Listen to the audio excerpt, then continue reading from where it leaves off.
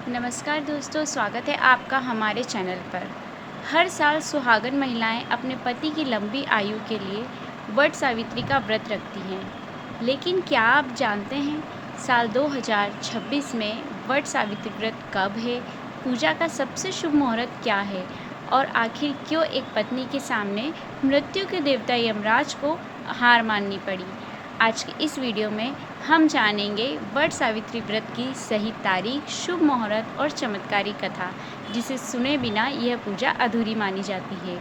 तो वीडियो को आखिरी तक ज़रूर देखें और पसंद आए तो लाइक, शेयर, सब्सक्राइब ज़रूर करें। मैं ऐसी ही सभी त्योहारों की वीडियो आपके लिए लेकर आती रहूँगी।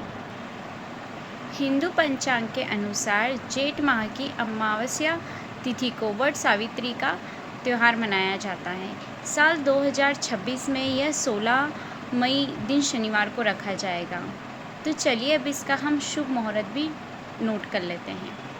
अमावस्या तिथि की शुरुआत 16 मई को सुबह 5:11 पर होगी और इसका समापन 17 मई को रात 1:30 पर होगा।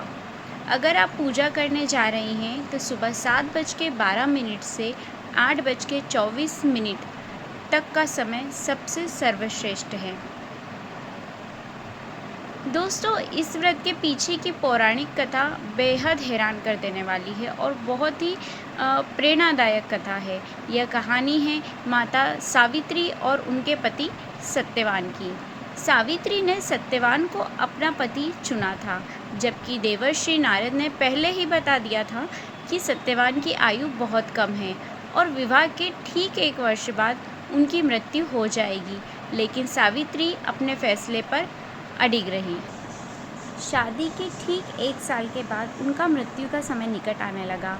वो जंगल में बरगद के पेड़ के नीचे सिर दर्द के कारण अपनी पत्नी की सावित्री की गोद में लेट गए।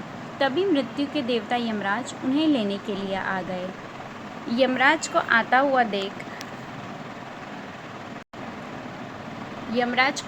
देख सावित्री भी उनके पीछे पीछे चल पड़ी।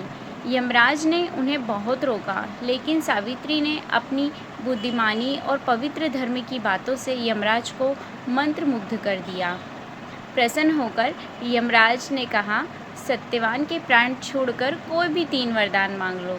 सावित्री ने चालाकी से पहले 2 वरदानों में अपने सास ससुर की आंखों की रोशनी और उनका खोया हुआ राजपाट मांग लिया और तीसरे वरदान में उन्होंने मांगा 100 पुत्रों की माता बनने का सौभाग्य। यमराज ने बिना सोचे समझे कह दिया, तथास्तु। तभी सावित्री ने मुस्कुराकर यमराज से कहा, हे प्रभु, आप तो न्यायप्रिय हैं।